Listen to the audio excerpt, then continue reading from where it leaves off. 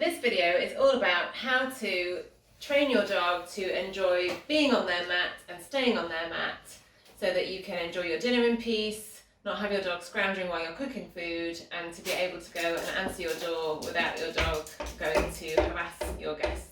So the first step is to lure your dog onto the mat with a piece of kibble is fine, or some treats, and then when they're on the mat you can drop the food on the mat so that the reward placement is happening where you want the dog to be, because at some point in the training you won't be here and you want your dog to stay on their mat. So try to always drop the treats on the mat rather than giving them directly to your dog's mouth. You can use stickier things like ham that won't roll away, which is quite useful, or pieces of meat or cheese. That was a bad throw from me, that happens. I've just got a pot of Disco's kibble here. I'm just going to keep throwing it on there, and for the first week, literally just shower your dog with food while they're on the mat. That's all you need to do. If your dog starts to wander off the mat, just lure them back on and keep reinforcing them on the mat. So that's step one. So after a week of that, you can start to introduce some distance. So you can start to take a step back, and as soon as you've taken one step, mark your dog for staying on their mat and throw a treat. So good. And take a step to the side. Good. Good. Good. Not going to push my dog so far that they end up coming off the mat because I've gone too far too soon. Just going to keep it a nice distance where the dog can manage to stay on the mat, and then I've got something to reinforce. Good. So after a week of that, you can now start to add more distance. So take some more steps back. Good. Being careful with your treats now so they don't land anywhere except the mat. You can also add some distractions. So you can touch your head, you can spin around, you can put on a coat, take that off. That's quite distracting. Good. Keep marking and rewarding your dog when they stay on their mat. Another distraction that you can add after a week of the first set of minor distractions is something like touching the floor. That's quite a big deal for your dog because they think you're probably touching the floor with food. Good. Disco broke that one, so we'll try again. I'm going to warm her up this time. Good. Just going to reward her a few times for staying on the mat so she gets the idea and she's warmed up. Good. So I didn't touch my hand to the floor that time so that she gets the idea. Good. Good. And now she can handle it when my hand does touch the floor. Good. Each time my hand didn't have kibble in it because I pushed her too far too soon by having the kibble in my hand. I'm now going to try with kibble. Good. And I got my marker word in there nice and early. Good. So that she's marked and rewarded for staying on the mat despite the distraction. Good. When you're in the kitchen, more distractions would be dropping actual human food while you're cooking or dropping food at the table. So you can start to do a setup with those scenarios. So when you drop food to the floor, it's quite exciting for the dog and they'll want to chase it. So start with your hand very low to the floor. I'm going to point to the mat to tell us go back to the mat. Good. So I'm just going to drop it really low. Good. And then I'm going to pick the treat back up and throw it on the mat. So it would be too exciting at this stage to drop it from all the way up here. Disco would probably get off the mat and chase and find the food. So we're taking it nice and slowly. Good.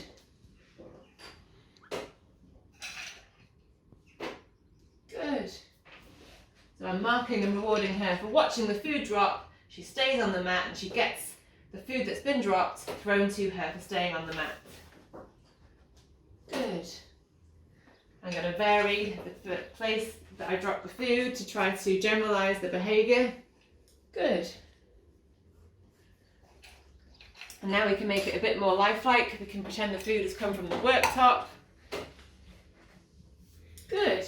It's still at quite a low height for now. can start to build a little bit more height and excitement into the drop food. Good. So it bounced onto the floor there, so I'm just going to make sure Disco goes back on the mat. Good.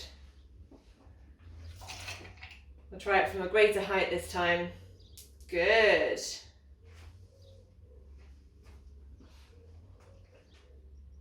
Good. And we can even simulate food dropping off the worktop. Good. So now that Disco is warmed up to this training, we could try it with a chopping board and some vegetables and work that into training. And then when you're in a real life scenario, when Disco hasn't been warmed up to this idea, if your food does drop on the floor, just do the same thing, just pick it up, mark and reward her for staying on the mat, or if she's popped off the mat, pick it up and put it on the side, get her to go on the mat for 30 seconds, a minute, so you've got something to reinforce, and then give her the food that fell on the floor. Okay, so you've got to the stage where you've conditioned your dog to enjoy being on their mat, they've been heavily reinforced on this mat, and now you want to pair the doorbell noise or door knock noise with the dog being reinforced on the mat, so that when they hear that cue, they think, aha, I'm going to go to my mat because magically food appears there. So to start that training, we're going to use your phone to take a video recording of your doorbell or knock noise. So I'm just going to go and do that.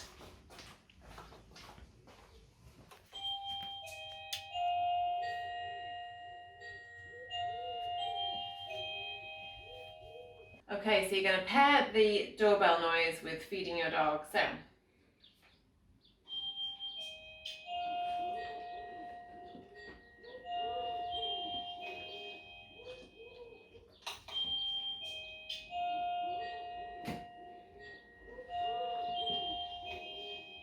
Ours is quite a long doorbell. Yours might be shorter in duration. So basically when the doorbell rings, your dog gets fed on the mat. And when the doorbell ends, the feeding stops. Make sure you feed onto the mat and not straight into the dog's mouth, because we want the reinforcement to be almost from the mat and not from you needing to be present, because eventually you'll be at the door. Okay, so after a week of conditioning your dog to go to their mat and stay on their mat when the doorbell rings from your recording, we're now going to pair it with a real life doorbell ring, because it will sound slightly different to your dog. So for this you will need a helper. So I've got another family member to stand at the door, and they're going to ring the doorbell once while I stand here and feed the dog. So we're going to pair the real life doorbell noise with feeding on the mat for another week. Okay, ring the doorbell.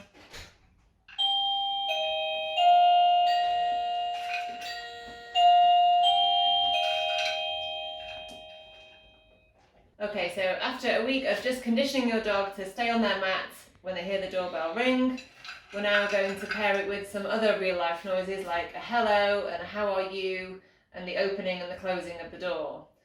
So again, you need a helper for this. So Eliza, can you ring the doorbell when you're ready? Hello. Hello, hi. Hello. Hi. Hello. Hi there. Oh, thanks very much. Thank you. Goodbye. Bye. So you can see from Disco's body language, she was quite excited about the hellos. If your dog breaks out of the mat jail and wants to go and see who's at the door, you will need to put in some extra control and management in place. So whether that's having your dog on the lead, or a closed door, or a baby gate, so that your dog can't rehearse the unwanted behaviour of going to see who's at the door. And if your dog does manage to maintain staying on the mat, make sure they're solid in that behaviour for a good week, and then we can start adding some distance to this work. So I'm just going to get my assistant to ring the doorbell again. Eliza, can you ring the doorbell again? Okay, so now I'm going to start to add some distance. Hello, hi. Hi there. Hello. Hi. Hi there. Hello. Hi there. So I've left Disco with slightly more food to eat on the mat while I can get some distance. Good. And I'm going to mark her for staying on the mat even though I was around the corner. So build on those short distances for another week, and then when you feel like your dog is solid in that behaviour, then we can start to add more distance. And for me this is a big step because it's going out of the room into the corridor, so this will be quite a big deal for Disco, so we'll see how she gets on. So can you ring the doorbell again? Hello, hi. Hi there. Hello. Hello. Girl. Hi there, hello. Hi there, hi. Hi there, hello. Good, good girl. So I managed to get about halfway up to the front door, say my hellos, and I've come back in and reinforced Disco for staying on there.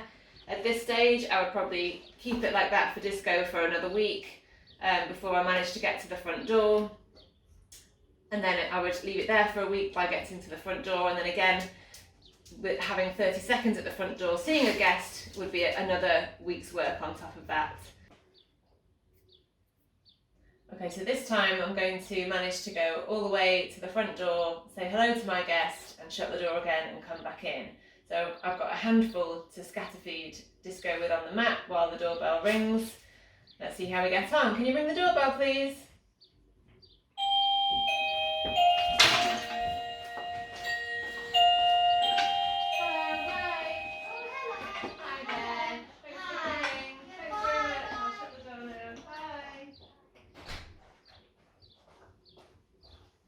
Good.